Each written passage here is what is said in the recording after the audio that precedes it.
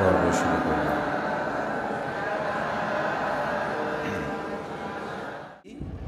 উত্তিষ্ঠানাপ্পামাধ্যেয় ধাম্মাং সুচরিতাং চারে ধাম্মাচারী সুসংস্থিতি আসমিং লোকে পারাম হিসা। তিনি পিতাকে বলছে, হে পিতুন, উঠুন, জাগ্রত হন, প্রমুক্ততায় জীবন কাটাবেন না।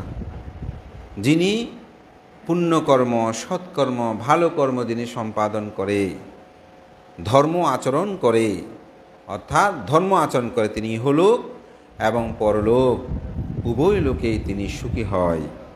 ধাম্মাচারী সুখাংসেতি আসমিং লোকে পারাম হিসা, অর্থাৎ তিনি ধর্ম আচরণকারী ব্যক্তি ইহ এবং পরলোকে উভয় লোকে তিনি সুখে জীবনযাপন করে। পিতাকে তিনি এই বাক্যটি বললেন। চারিদিকে এরকমভাবে পুণ্যকর্মগুলো সম্পাদিত হচ্ছে। তখন পিণ্ডচারণে যখন একদিন বের হলেন, তো রাজা বুঝতে পারলেন আমার সন্তান তো আর রাজ্য অভিষিক্ত হবে না, সেই তো এখন আর রাজধর্মে নাই। এখন তার যে ছোট ভাই অর্থাৎ মহাপ্রজাপতি গৌতমীর যে সন্তান নন্দকুমার, তাকে পরদিবসে, যেদিন রাজার সাথে কথা হয়েছে তার পরের দিনেই পরদিবসে তিনি রাজ্য অভিষিক্ত হওয়ার জন্য সমগ্র রাজ্যের মধ্যে আনন্দ উল্লাস শুরু হলো। যেমন আমাদের দেশে যখন নির্বাচিত সরকার যেদিন ক্ষমতায় বসে সবাই একটা আনন্দ মিছিল হয় না, বিভিন্ন কিছু, তো এভাবে চারিদিকে খুব আনন্দ মিছিল হবে, এই ধরনের আয়োজন। তো রাজা তো স্বাভাবিক।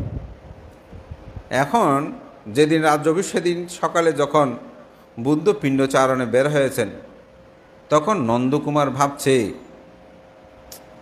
আমার ভাই পিণ্ডচারণ করতেছে, এখন আমি রাজপ্রাসাদে আসি, ওনার ওখানে গিয়ে তো ওনার পাত্রটা হলো একটু ধরা দরকার। তো তিনি কী করেছে, ওখানে গিয়ে পাত্রটা ভাইয়ের কাছ থেকে নিয়ে, অর্থাৎ গৌতম বুদ্ধের কাছ থেকে নিলেন। তো সেটা নিয়ে তিনি হাঁটতে হাঁটতে যখন বিহারে গিয়ে পৌঁছলেন, তখন তিনি খাওয়া আদি কর্ম শেষ করে তাকে বলছে, তুমি কি প্রভুজ্য নেবে? এখন নন্দকুমার যখন ভাইয়ের সাথে পিণ্ডচারণে বের হয়েছে, তখন তার সাথে জনপদ কল্যাণী নামক এক নারীর বিয়ে হওয়ার কথা, অর্থাৎ সব কিছু ঠিকঠাক, বিয়ে হবে রাজ্য অভিষিক্তের পরে।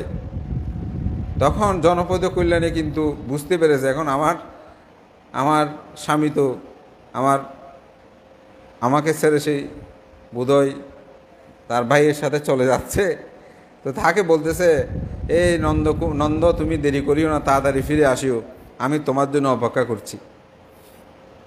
এখন নন্দকুমার ভাইকে বলতে পারতেছে না জনপদ কল্যাণীর কথা, যেহেতু বড় ভাই বলতেছে প্রভুজ্য নেবে কিনা।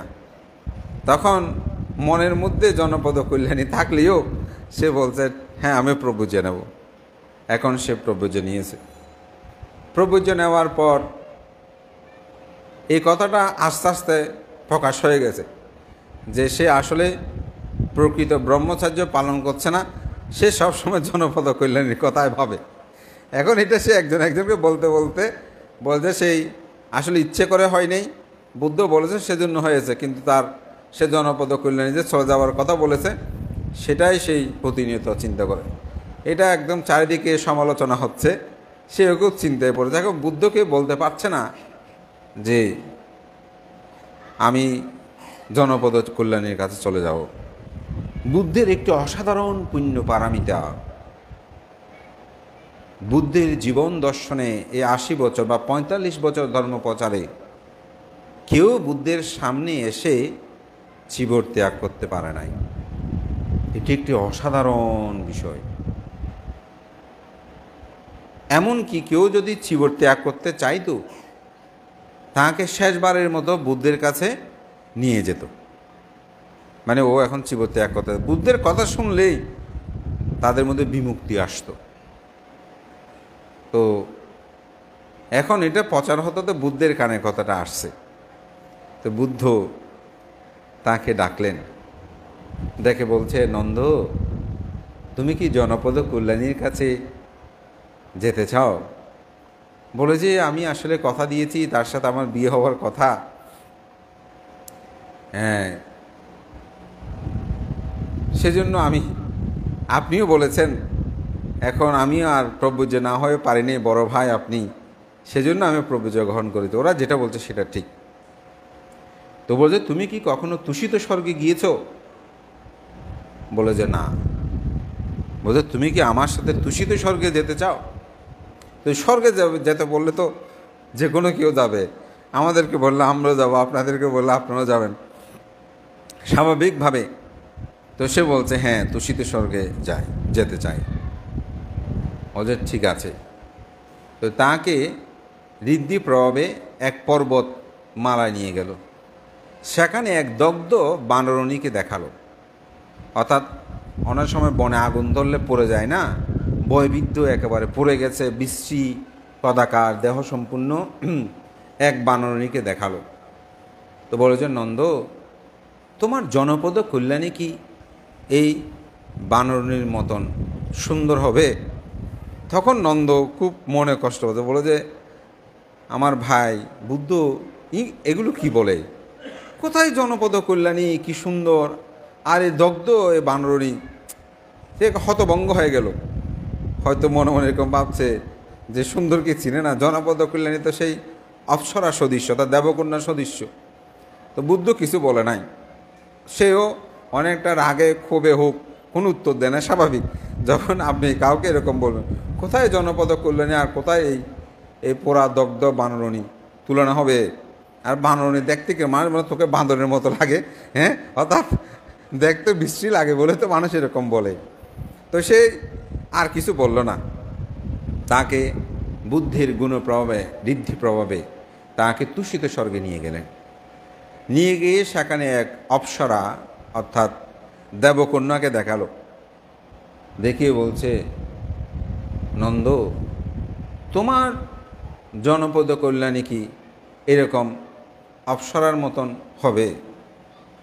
তখন সেই একটু ভাবনায় আসলো। তো সে দেখে অবলোকন করে বলছে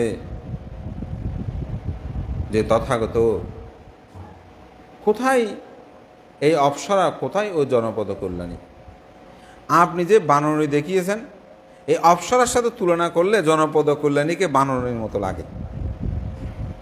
তো বলে যে তুমি কি এই অপ্সরাকে চাও, অর্থাৎ স্বর্গের দেবকন্যাকে তুমি চাও? বলে যে হ্যাঁ চাই।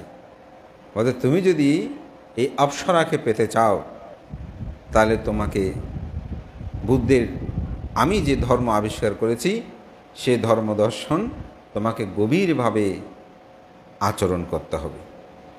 তখন নন্দ সেটা গভীরভাবে আচরণ করতে শুরু করলো। আচরণ করতে করতে এক একটা বই একটু এক এক রকম আছে। কিছু বই বলছে, এটা নিয়ে একটু সমালোচনা হয়েছে যে নন্দ স্বর্গের অপ্সরা পাওয়ার জন্য সে ধ্যান সমাধি করতেছে, এটা নিয়ে অনেকে বলছে এরকম হয়েছে। আবার আমাদের পরম শ্রদ্ধেয় সুগত বংশভান্তে উপসংগরাজ ওনার লিখিত গৌতমী চরিত গ্রন্থে কিন্তু এই কথাটা দৃষ্ট হয় না। ওখানে বলছে সেই কারণেই তিনি ধ্যান করছেন। তো ধ্যানে যখন নিমগ্ন হলেন, আত্মসাধনায় নিমগ্ন হয়ে ধ্যান সমাধি নিবিষ্টভাবে যখন করতে শুরু করলেন, তখন একটি সময় এই নন্দ সমগ্র তৃষ্ণা ক্ষয় করে তিনি অরহত্য মার্গ জ্ঞানেই উপনীত হলেন।